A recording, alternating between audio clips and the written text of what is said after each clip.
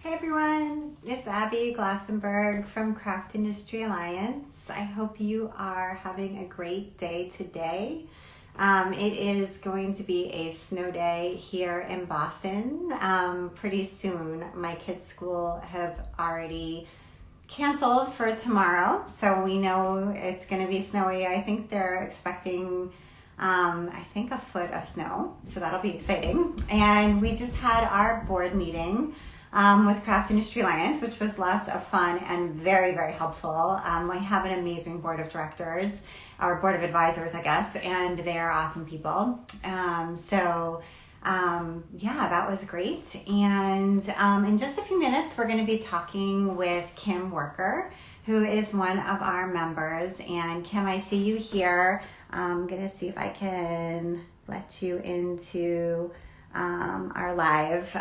Please request to join, Kim, and hopefully we can let you into our live. So Kim Werker is going to be joining us in a few minutes, and she's going to talk about a new venture of hers, and I'm very excited to have her join us. So hopefully you can hop on in with us and tell us all about what you've been working on. Hey, Kim. Hi, How are you? I'm good. How are you, Abby? I'm good. Busy morning, but overall, I'm good. We're expecting a big snowstorm here. So just kind of getting ready for that. It hasn't started yet. But anyway, how are you doing? I'm good, thanks. I'm hoping we get some snow to mix it up with all of this rain we have here in Vancouver. So at some point, people will hate me for wishing for snow if we get any, but I really hope we get some. Yeah, it's December. We're ready. It's fine. So Kim, first of all, thank you so much for being a member of Craft Industry Alliance. I've loved having you, and you've been a contributor over the years as well. And I know that you've got some very exciting news. You have recently launched a brand new, I want to call it a media company, but you can correct me if that's not quite right. So tell us about what you've been up to. Sure. So yeah, I suspect that the day might come when we'll refer to ourselves as a media company, but for now we're just calling ourselves publishers. I teamed up with Kate Atherley, who is a knitwear designer and instructor and technical editor. She lives in Toronto, and we became acquainted many years ago. I think we first met at a fiber festival here in Vancouver, and we've kept in touch over the years. And back in the spring, I had been working as a freelance writer, both within crafts and outside of crafts, and for many years had been sort of struggling to put my finger on exactly what my creative work really is, what I want it to be, and how I would structure a business around it. And then the pandemic hit, and I lost most of my sources of income, like in rapid succession. Clients that I had been doing work for had their budgets contract, and so I was one of the first, kinds of business that they had to cut out. And then I teach crochet at Craftsy, which was Blueprint, and back in that time, it feels like it was 100 years ago, Blueprint had announced that they were closing down, and that was a fair significant contributor to my annual income was royalties from my crochet classes there.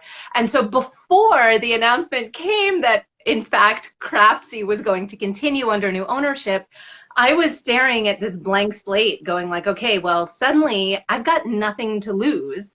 And I've always, my favorite kind of work has always been editorial. I was a magazine editor at Interweave Crochet many, many years ago when the magazine first started into regular publication.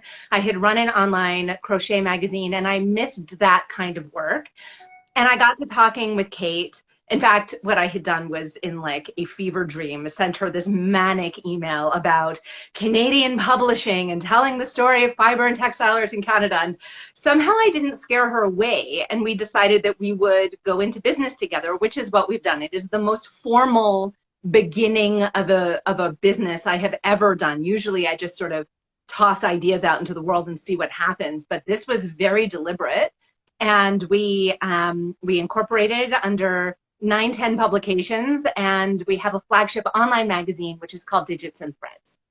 Very, very cool. So I'm very excited for you. And I love the Canadian spin on it because I think that's what's so unusual about it.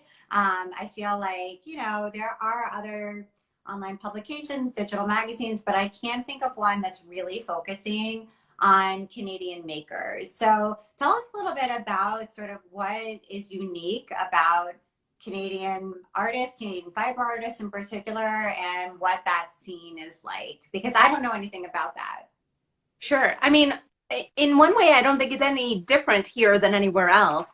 But in another way, I think that Canadian stories have rarely been told. Canadian fiber arts and textile stories have rarely been told within Canada. So much of the English language publishing landscape takes place in the US and in the UK. There are, loads of knitting magazines, fiber arts magazines, kind of multi-craft magazines, and they're published mostly in those two places. There's also a really healthy landscape in Australia. But within Canada, maybe because we're so close to the US, like I spent my whole career working for American companies. Weave is an American company. All I have been with American publishers. And we have a publishing landscape here in Canada, but because our population is so much smaller than in the US, the economy of scale really comes into play. And it's very hard to create a profitable publishing business in Canada because we just don't have the margins are so slim in publishing that, in the US it can work.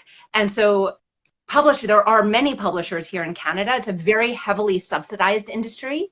And so what we wanted to do was we realized, Kate and I both are immigrants. I'm from New York originally. She's from the UK.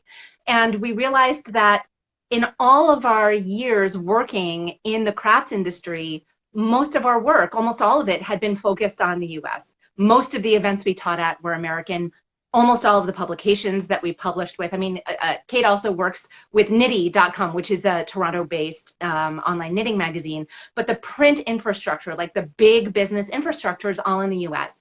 And so as we were talking about this, it just became clear to us that there's a big gap here and that there are so many fiber and textile artists and small business people, and there is a small farm like movement here in Canada, and those stories are only being told every so often when an American publisher wants to tell a Canadian story.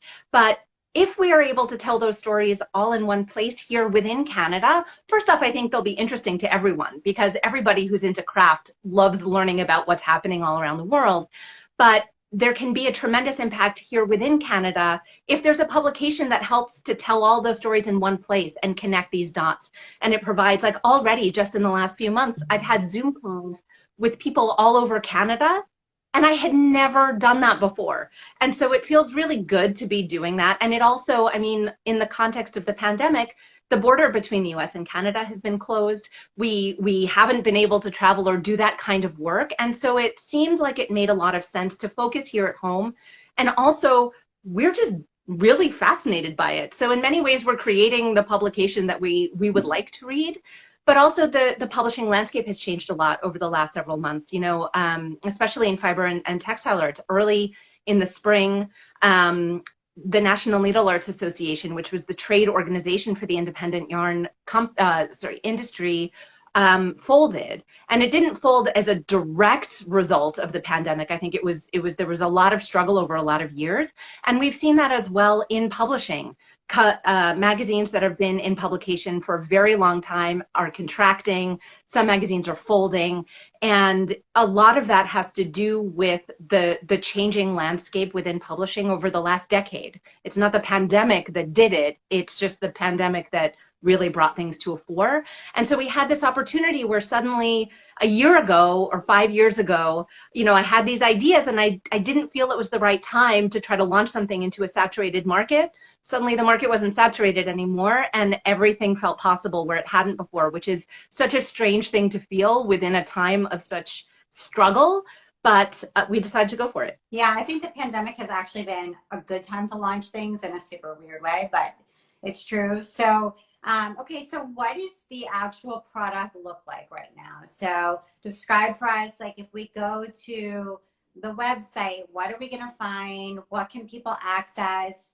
Can people submit ideas, or sort of how does the nuts and bolts work? Yeah.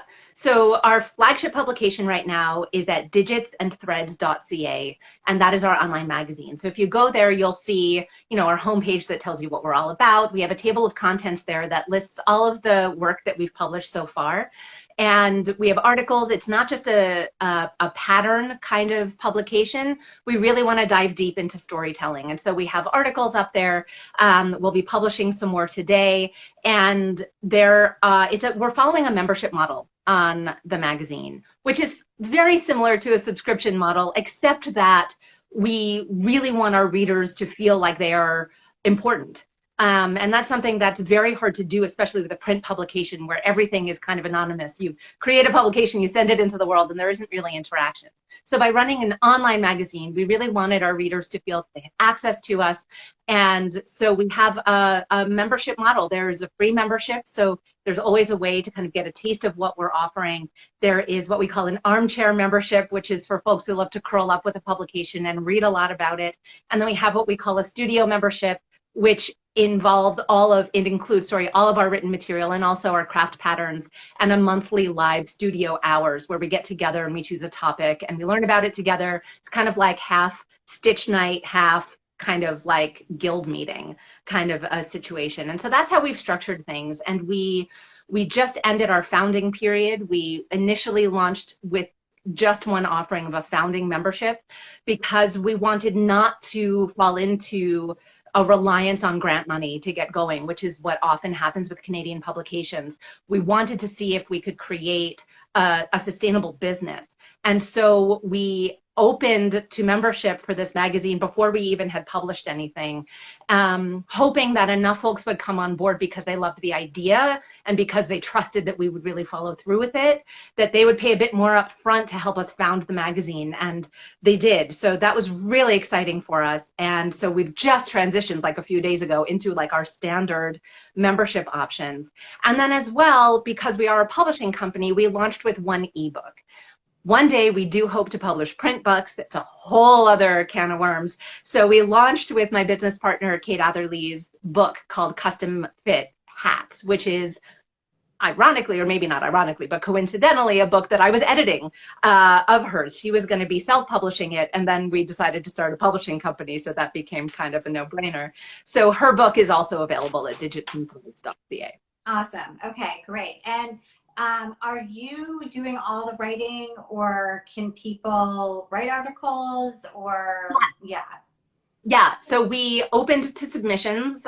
We have a submissions call out there. I realized that we posted the submissions call on our main company website at 910publications.ca, but not at Digits and Threads yet. So if you can't find it, just email me. I'm Kim at 910publications.ca, and I'll pass that submissions form out to you. We have open submissions call that'll be open until January 15th. We're looking for articles, profiles, story ideas, craft patterns of anything from, if you can make it with string or thread or fiber, we're interested. So from cross stitch to weaving to hand spinning and everything in between.